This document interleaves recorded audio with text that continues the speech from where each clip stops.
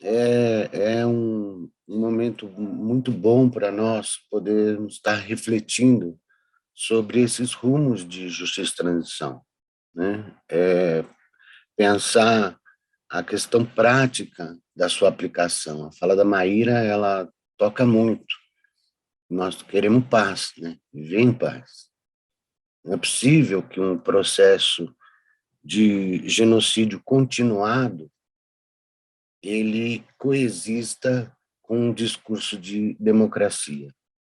Então, eu tenho, para mim, depois de tudo que vi na Comissão Nacional da Verdade, e de lá para cá, estudando esses documentos e levantando essa documentação sobre o período da ditadura militar, e antes dele, inclusive, que essa violência continuada contra os povos indígenas é o termômetro da democracia.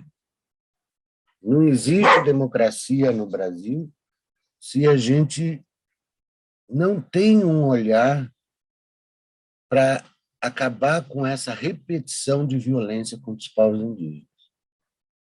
Acho que o tema desse nosso seminário, desse nosso encontro, voltado para a reparação e não repetição, com ênfase nesses dois aspectos da justiça de transição, é um avanço no campo da própria reflexão sobre justiça de transição, porque há uma acomodação com relação a se aplicar a justiça de transição, e a acomodação aqui eu digo para não deixar passar, dos diversos setores que estão envolvidos com justiça de transição, seja o Ministério Público Federal, seja os movimentos de esquerda que sofreram violência contra os seus membros durante a ditadura e que há décadas vem buscando a responsabilização dos torturadores e tudo mais, que, de fato, sem se dar ênfase à reparação e a esses, um amplo mecanismo de reparação e a construção de mecanismos de não repetição, nós vamos viver de tempos em tempos o que estamos vivendo no governo Bolsonaro. Esse eterno retorno a um passado violento e que não quebra o ciclo de um genocídio que é continuado contra os povos indígenas. Eu acho que o Obindi, Elaine, quando traz essa questão para se refletir e coloca no centro do foco da justiça de transição a criação de mecanismos efetivos de não repetição,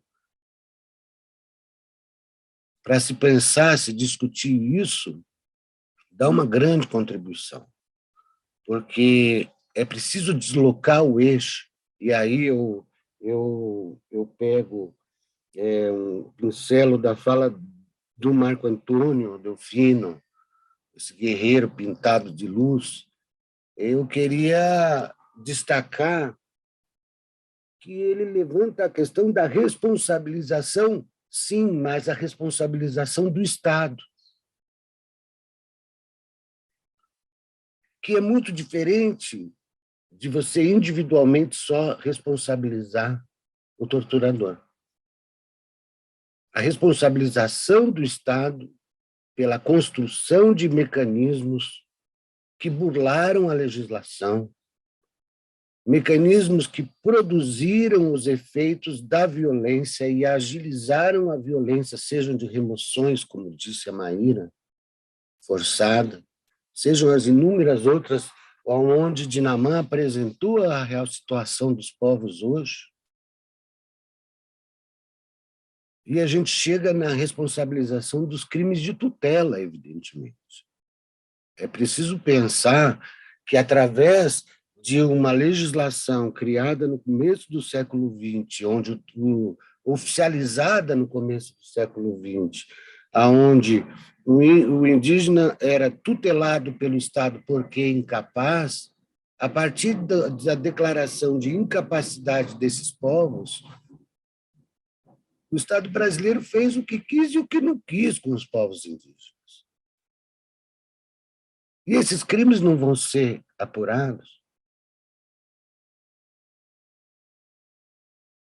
Os crimes de tutela, eles promovidos por pessoas que deveriam defender os direitos constitucionais, eles tinham todas as condições, porque os indígenas eram tutelados, de atuar na justiça, e, portanto, uma das falas colocadas pelo Dinaman, que é muito importante, os indígenas advogados estão estudando os mecanismos e as formas de fazer valer a justiça dentro do próprio judiciário brasileiro.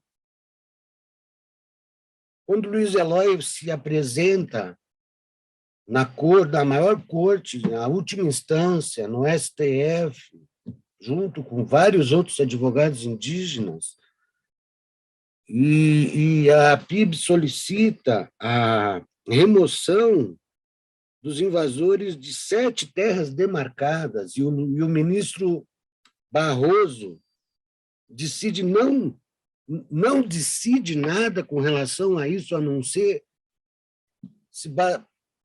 dizer que é um problema complexo e, portanto, não há decisão a ser feita, e sim um grupo de trabalho, ele nega, ele assume a tutela de novo.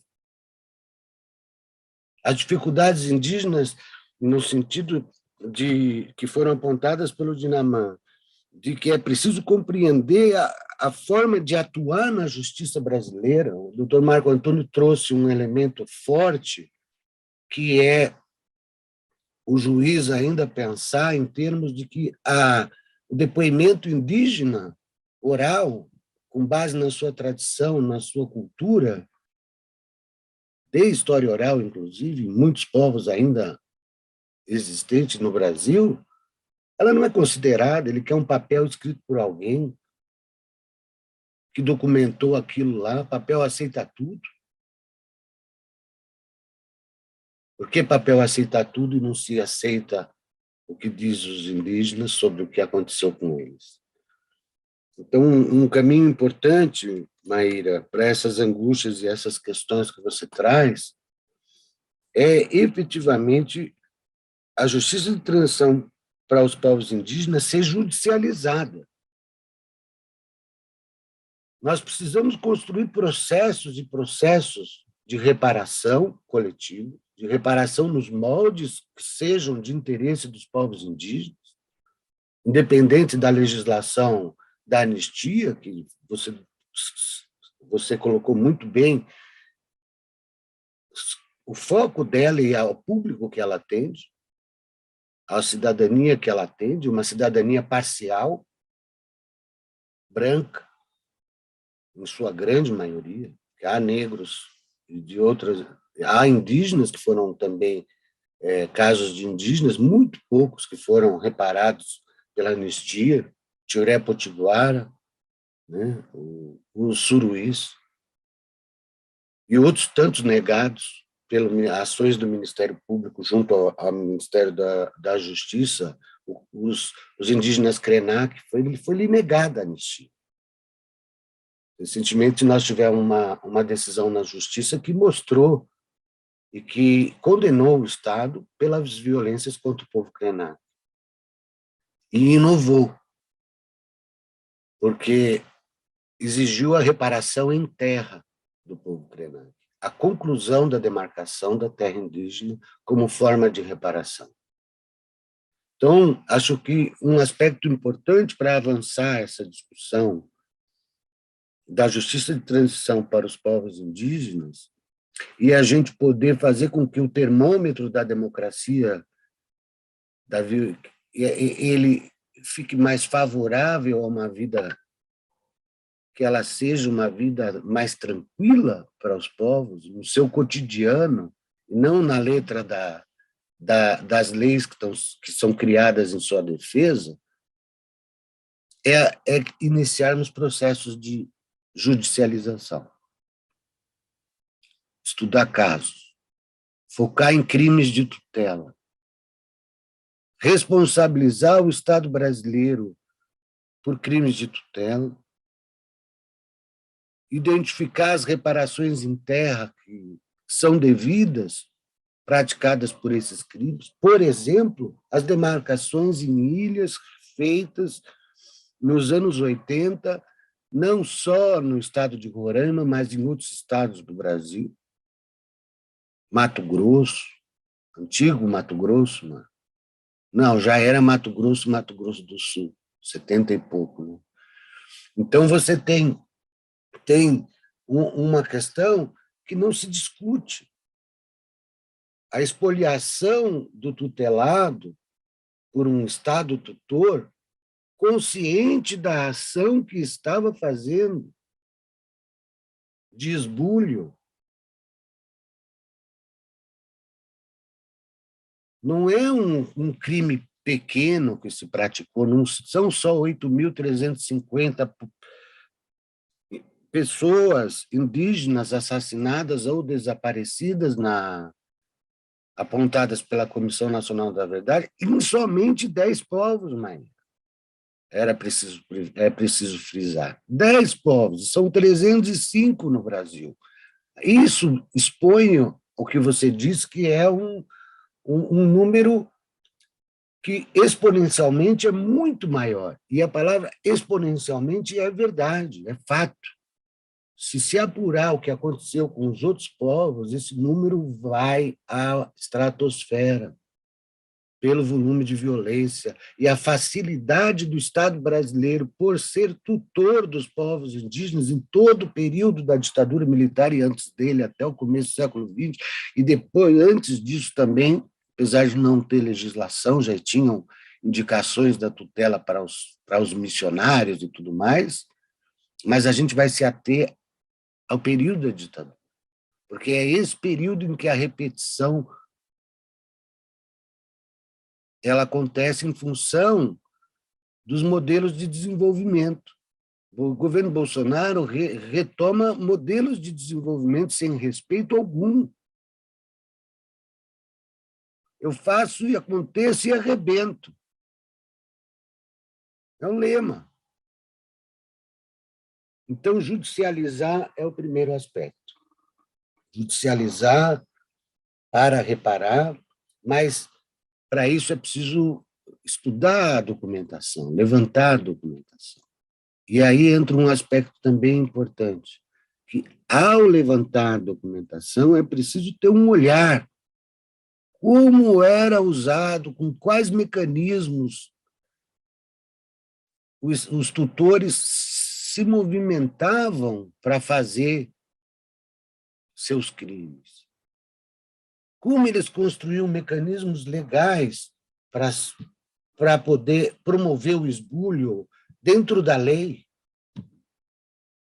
com casuísmo na legislação, criando leis em cima da hora, em cima do momento, mudando o rito de demarcação nos anos 80 para poder efetivar o projeto de desenvolvimento e colonização que ele estava desenvolvendo. Então, poder identificar quais eram os mecanismos de atuação do Estado, porque se a gente enxerga isso, a gente vê nitidamente no presente esses mesmos mecanismos operando.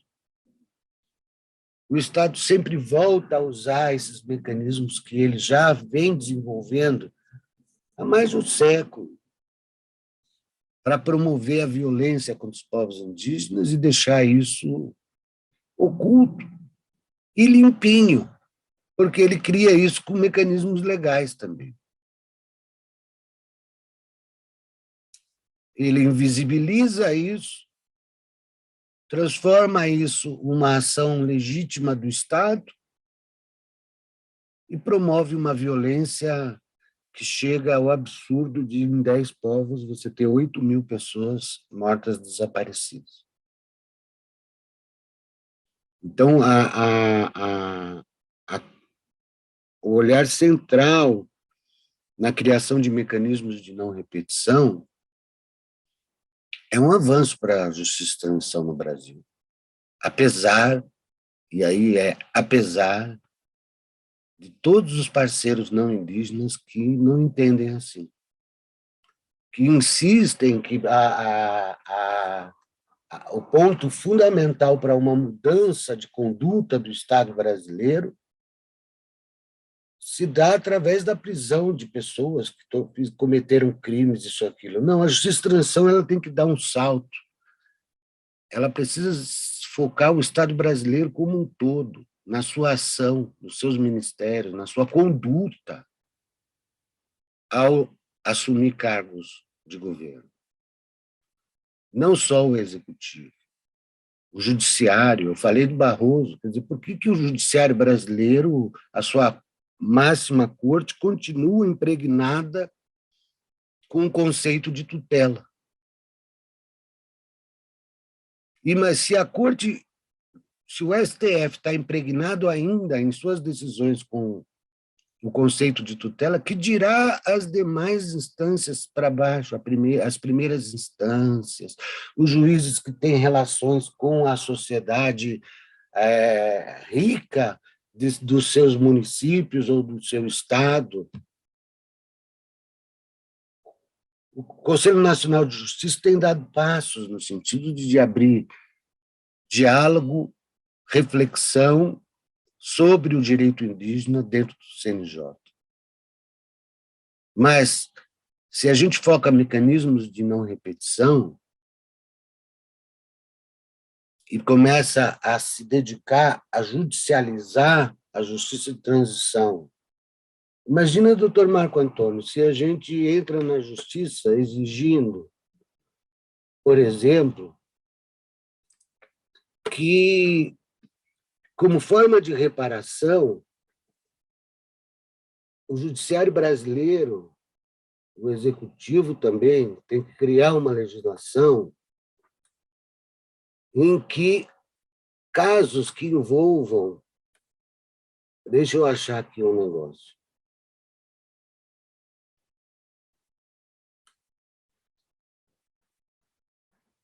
Casos que envolvam, processos judiciários que atentem contra os artigos 231 e 232 da Constituição, eles tenham tramitação prioritária no processo judicial brasileiro. Isso é um mecanismo. É um mecanismo fundamental, porque o que se faz no Estado brasileiro é prorrogar o direito indígena em suas decisões. Mato Grosso, por exemplo, no ano de 1900, na meados dos anos 50, o Estado do Mato Grosso se apropriou de um volume de terras enorme para a colonização, terras da União. Imediatamente se discutiu no Congresso Nacional que isso era ilegal, porque para poder fazer isso ele deveria trabalhar antes uma autorização do Congresso, que era a lei na época. Virou uma ação na Justiça no STF, já nos anos 50, final dos anos 50, no STF, e ela foi julgada, arquivada, pelo Teori Zavascki. Quer dizer, nós estamos falando de 40, 50 anos tramitando um roubo de terra no STF. E o que o Teori Zavascki podia fazer 50 anos depois, a não ser arquivar o processo? Ele podia fazer muito mais do que ele fez, mas não fez. Ele simplesmente despachou, feito está. Vocês querem que eu faça o quê aqui agora, 50 anos depois? Uma questão que necessita urgência de decisão para interromper um crime continuado de invasão de terra, é possível ficar tramitando tanto tempo na justiça? Um mecanismo de não repetição que poderia ajudar a resolver isso é você ter um ordenamento dentro do judiciário brasileiro que, isso envolve artigo 231, 232, posse de terra indígena. É prioritário na primeira instância, na segunda instância, na terceira instância, no STF. Isso somado a outras ações dentro do STF, dentro do meio jurídico. O Conselho Nacional de Justiça, por exemplo, como mecanismo de não repetição dessas barbaridades, deveria condicionar que juízes que se envolvam com esses processos de artigo 231, 232, obrigatoriamente deveriam participar de uma reciclagem de direitos indígenas junto ao Conselho Nacional de Justiça. Porque, às vezes, o cara estudou faz 40 anos, 50 anos. O direito, em 88, acabou com a tutela. Como ele recicla todas as jurisprudências, o Ministério Público Federal soltou um livro de jurisprudência desse tamanho sobre a questão indígena. Esses juízes estão atualizados com relação a isso?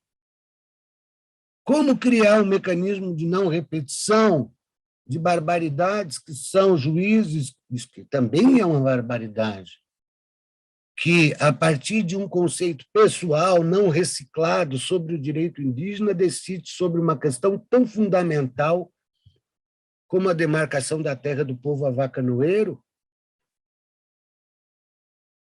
que foi praticamente dizimado e que, até hoje, luta pela demarcação de um território para a sua comunidade remanescente no estado de Tocantins. E que só conseguiu fazer avançar o processo de demarcação mediante ação judicial. Se nesse passado recente o agronegócio, os políticos judicializaram o direito indígena para truncar o processo de conquista desses direitos, seja a terra, a saúde, a educação, a diversidade cultural. Na pandemia, nós tivemos, inclusive, judicialização para chegar água em comunidade, não é, doutor Mário? A judicialização ela deve ser intensificada, porque ela também é pedagógica dentro do sistema jurídico. Um juiz que se debruça e toma uma decisão tacanha com relação, preconceituosa com relação aos povos indígenas, numa reformulação desta decisão numa instância superior, há um recado de atualização dele, se a gente não consegue implementar um mecanismo de não repetição junto ao Conselho Nacional de Justiça, que cada juiz que pega uma causa indígena é preciso fazer uma vez, no início dela, um curso de reciclagem do direito indígena estabelecido através de toda a jurisprudência já firmada no Judiciário brasileiro, afeita ao tema que ele vai julgar. Claro. Cursos rápidos, é possível fazer isso. Qual é o benefício disso? É enorme, porque a questão da terra indígena no Brasil ela é judicializada a ponto de você ter hoje o marco temporal sendo julgado no STF sem prazo. O prazo do STF varia conforme a chuva. Mas a vida das pessoas em risco por causa da não decisão do Estado brasileiro com relação a isso, ela é real, cotidiana. Os traumas gerados pela violência nos Yanomami e em vários outros povos. Agora morreu uma criança estuprada por garimpeiros que o Barroso não quis tirar de lá. Qual é a responsabilidade do Barroso com relação a isso? Não se diz, afinal, não foi ele que estuprou. Conivência. Manutenção de um mecanismo de negação de direito dentro do judiciário brasileiro. Então, é preciso a gente criar mecanismos, já estão ligando aqui para dizer para não falar isso. Aí é uma coisa que é preciso dizer ao Barroso, ao STF. A justiça dos povos indígenas já foi reconhecida, a participação na justiça dos povos indígenas já foi reconhecida quando acabou a tutela. Agora estão querendo despejar os tupinambás. Marcelo, pedi para você ir fechando, porque já temos comentários e perguntas. Tá. Por que não despeja os invasores? Então, eu queria, para encerrar, trazer uma questão que a gente precisa pensar mecanismos de não repetição práticos, que influam no dia a dia. Eu vou repassar alguns muito rapidamente, né?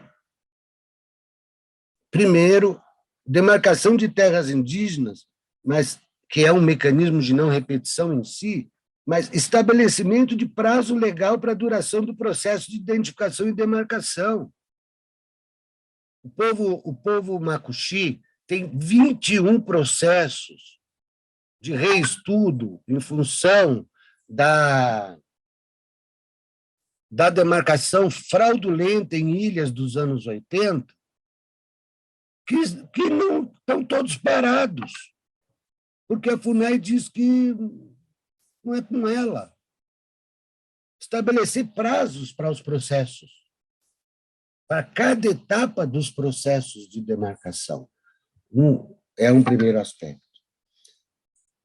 Quer dizer, o INPE ele já tem estrutura para monitorar em tempo real invasões, desmatamento, ter um departamento próprio para monitorar todas as terras indígenas e as em conflito, sobre invasão e desmatamento. Mas é preciso formar indígenas nos quadros do INPE, que, evidentemente, cuidem desse monitoramento. Indígena cuidando de monitoramento de terra indígena é um mecanismo de não repetição.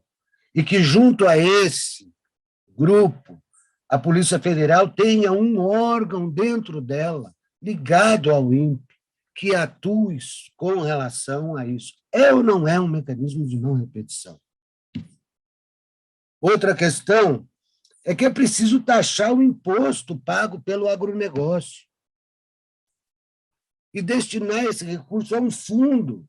E esse fundo ele é exclusivamente para implementar uma política de desintrusão, de reparação ambiental, de reflorestamento das terras indígenas. O governo não pode ficar dizendo que não há recurso. Isto é reparação. É preciso judicializar. O Estado brasileiro tem que criar um fundo para a desintrusão, para cuidar dessas coisas que estão colocadas. Né? Sobre os processos tramitando, sobre o artigo 231, 232, já falei. Né? É preciso criar também um mecanismo que não permita interromper uma identificação de terra. Porque a identificação de terra é um direito à justiça dos povos indígenas. Você pode discutir judicialmente que o que foi identificado não corresponde. Mas você não deve interromper judicialmente um processo de identificação, porque você nega o direito indígena. Né? Outra coisa, estou acabando aqui. O legislativo, existe a OIT 169. Quer dizer, o Congresso Nacional seria um possível mecanismo de não repetição a todas essas legislações que estão sendo criadas no governo Bolsonaro, que repetem essa violência do passado, a criação de uma comissão de consulta dos povos indígenas, aos povos indígenas, que é formada por indígenas, representantes desses 305 povos, e que, com isso, estes povos, ao entrar um projeto de lei, ele automaticamente vai também para esta Comissão de Consulta dos Povos Indígenas, com direito a veto sobre o assunto, para que aí o projeto possa avançar, depois de consultada as pessoas que são atingidas pela proposição, né? E se a coisa for mais, é uma obra do Estado, é um mecanismo de não repetição, você criar uma consulta direta que seja plebiscitária aos membros das comunidades atingidas. Nós temos estrutura para isso. Bota a urna eletrônica na aldeia, faz a pergunta, e os indígenas discutem antes e respondem ali na urna eletrônica, você consulta 100% dos indígenas atingidos por um projeto, seja ele uma hidrelétrica, seja ele uma estrada, seja ele os projetos do Estado. Por que não se faz isso?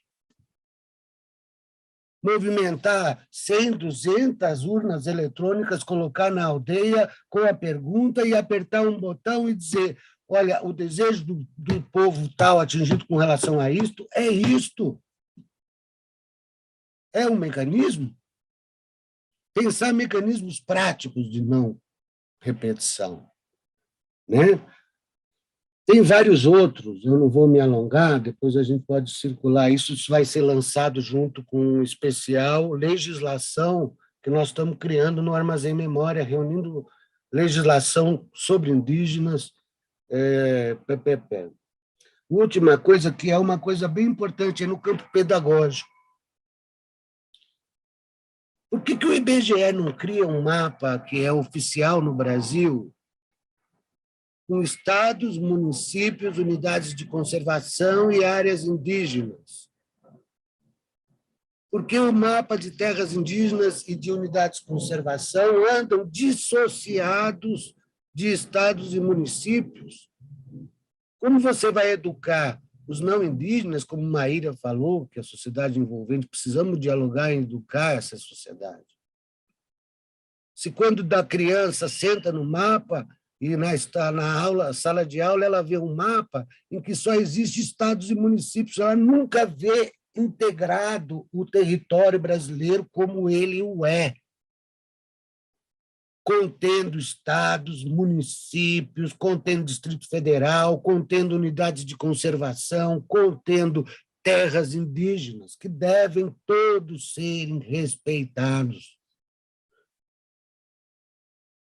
Como judicializar o mapa do Brasil para que a educação perceba, desde a tenridade, que o Brasil é diverso, que o Brasil ele é pluriétnico, que as terras têm múltiplas funções na vida e na cultura das pessoas. Eu encerro aqui a um chamado da judicialização da justiça de transição para os povos indígenas e que a gente possa trabalhar em cima de proposições concretas e não só na discussão sobre os rumos da justiça de transição. A gente forja o direito promovendo ele e reconhecendo ele na justiça.